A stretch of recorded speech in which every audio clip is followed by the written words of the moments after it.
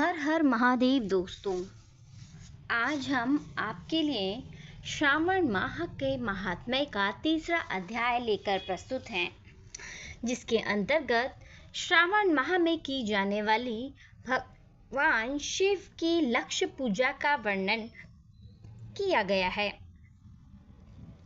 सनत कुमार बोले, हे भगवान, आपने श्रावण मासों का संक्षिप्त वर्णन किया है। हे स्वामिन, इससे हमारी तृप्ति नहीं हो रही है, अतः कृपा करके विस्तार से वर्णन करें, जिसे सुनकर हे सिरेश्वर मैं कृतकृत्य हो जाऊंगा। ईश्वर बोले, हे योगीश, जो बुद्धिमान नक्त व्रत के द्वारा श्रावण मास को व्यतीत करता है, वह 12 महीनों में नक्त व्रत करने के फल का भागी होता है। नक्त व्रत में दिन की समाप्ति के पूर्व सन्यासियों के लिए एवं रात्रि में गृहस्थों के लिए भोजन का विधान है। उसमें सूर्यास्त के बाद की 3 घड़ियों को छोड़कर नक्त भोजन का समय होता है। सूर्य के अस्त होने के पश्चात 3 घड़ी संध्या काल होता है। संध्या वेला में आहार, मैथुन, निद्रा और चौथा स्वाध्याय, इन चारों कर्मों का त्याग कर देना चाहिए।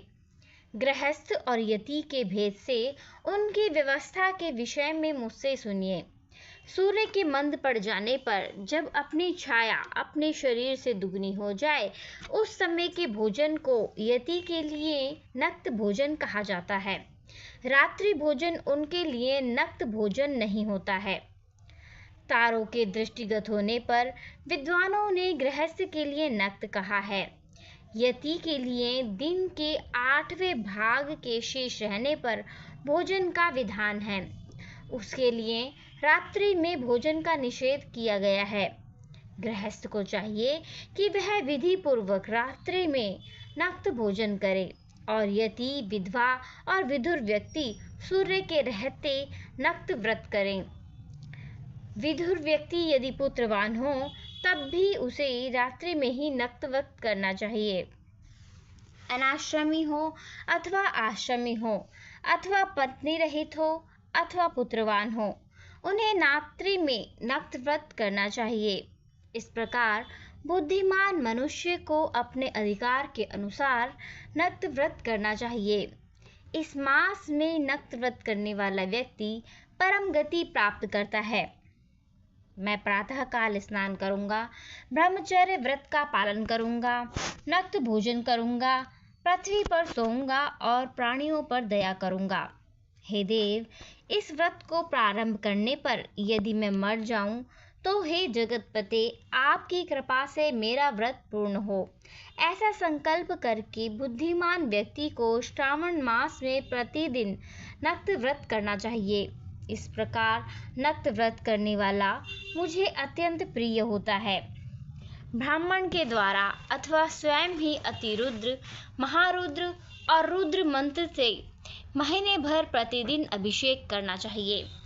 हे वत्स, मैं उस व्यक्ति पर प्रसन्न हो जाता हूँ, क्योंकि मैं जलाधारा से अत्यंत प्रीति रखने वाला हूँ। अथवा रुद्र मंत्र के द्वारा मेरे लिए अत्यंत प्रीतिकर होम प्रतिदिन करना चाहिए। अपने लिए जो भी भोज्य पदार्थ अथवा सुपभोग की वस्तु अति प्रिय हो, संकल्प करके उन्हें श्रेष्ठ ब्राह्मण को प्रदान करके स्वयं महीने भर उन पदार्थों का त्याग करना चाहिए। मुने, अब इसके बाद उत्तम लक्ष्य पूजा विधि को सुनिए। लक्ष्मी चाहने वाले अथवा शांति की इच्छा वाले मनुष्य को लक्ष्य बिल्व पत्रों या लक्ष्य दुर्वादलों से शिव की पूजा करनी चाहिए। आयु की कामना चाहने वाले को चंपा के लक्ष्य पुष्पों अथवा विद्या चाहने वालों को व्यक्ति को मल्लिका या चमेली के लक्ष्य पुष्पों से श्री हरि की पूजा करनी चाहिए। शिव तथा विष्णु की प्रसन्नता तुलसी के दलों से सिद्ध होती है। पुत्र की कामना करने वाले को कटोरी के दलों से शिव की तथा विष्णु का पूजन करना चाहिए। बुरे स्वप्न की शांति के लिए धान्य से पूजन करना प्रशस्त होता है। देव के समक्ष निर्मित किए गए रंगवल्ली आदि से विभिन्न रंगों से रचित पद्म, स्वास्तिक और चक्र आदि से प्रभु की पूजा करनी चाहिए। इस प्रकार सभी मनोरथों को सिद्धि के लिए सभी प्रकार के पुष्पों से यदि मनुष्य लक्ष्य पूजा करे तो शिव जी प्रसन्न होंगे। तत्पश्चात उद्यापन करना चाहिए, मंडप निर्माण करना चाहिए और मंडप के त्रिभाग परिमाण में वेदिका बनानी चाहिए।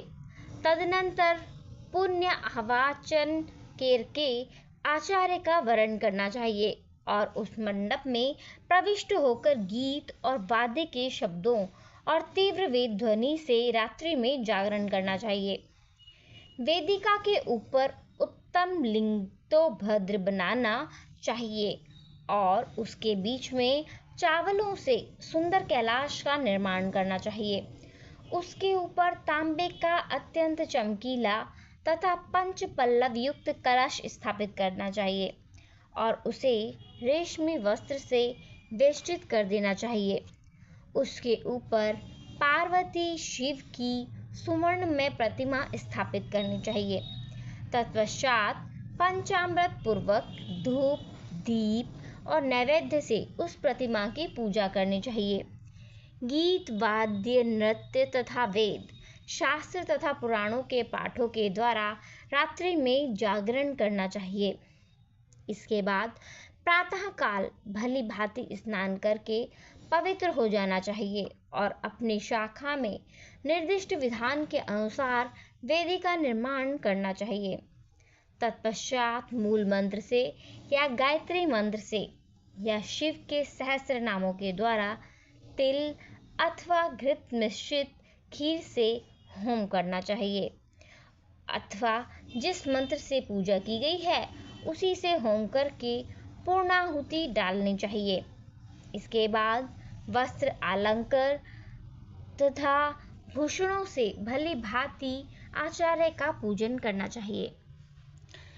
तत्पश्चात अन्य ब्राह्मणों का पूजन करना चाहिए और उन्हें दक्षिणा देनी चाहिए।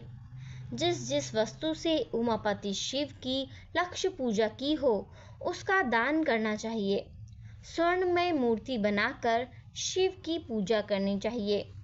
यदि दीप कर्म किया हो तो उस दीपक का दान करना चाहिए।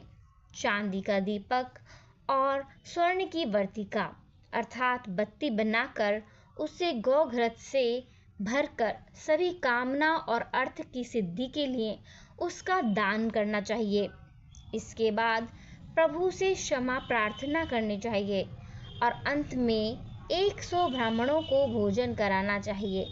हे मुने, जो व्यक्ति इस प्रकार पूजा करता है मैं उस पर प्रसन्न होता हूँ। उसमें भी जो श्रावण मास में पूजा करता है उसका अनंत फल मिलता है। यदि अपने लिए अत्यंत प्रिय कोई वस्तु मुझे अर्पण करने के विचार से इस मास में कोई त्यागता है तो अब उसका फल सुनिए। इस लोक में तथा परलोक में उसकी प्राप्ति लाख गुना होती है। सकाम करने से अभिलषित सिद्धि होती है और निष्काम करने से परम गति मिलती है। इस मास में रुद्राभिषेक करने वाला मनुष्य उसके पाठ की अक्षर संख्या से एक एक अक्षर के लिए करोड़ करोड़ वर्षों तक रुद्रलोक में प्रतिष्ठा करता है। पंचामृत का अभिषेक करने से मनुष्य अमरत्व प्राप्त करता है। इस मास में जो मनुष्य भूमि पर शयन करता है उसका फल भी मुझसे सुनिए।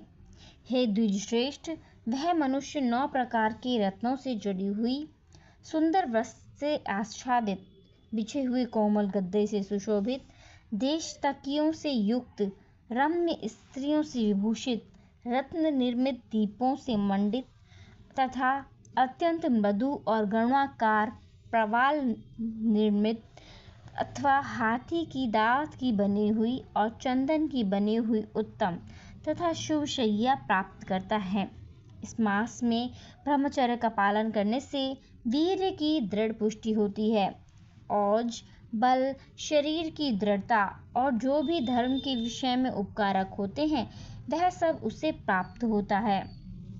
निष्काम ब्रह्मचर्य व्रती को साक्षात ब्रह्म प्राप्ति होती है और सकाम को स्वर्ग तथा सुंदर देवांगनाओं की प्राप्ति होती है। इस मास में दिन रात अथवा केवल दिन में और भोजन के समय मौन व्रत धारण करने वाला भी महान वक्ता हो जाता है। व्रत के अंत में घंटा और पुस्तक का दान करना चाहिए। मौन व्रत के महात्म्य से मनुष्य सभी शास्त्रों में कुशल तथा वेदांग में पारंगत हो जाता है तथा बुद्धि में बृहस्पति के समान हो जाता है। मौन धारण करने वाले का किसी से कलह नहीं होता, अतः मौन व्रत अत्यंत उत्कृष्ट है। इस प्रकार श्री स्कंद पुराण के अंतर्गत ईश्वर सनत कुमार संवाद में श्रावण मास महात्म्य में नक्त व्रत लक्ष्य पूजा भूमि शयन मौनादि व्रत कथा नामक तीसरा अध्याय पूर्ण हुआ। धन्यवाद।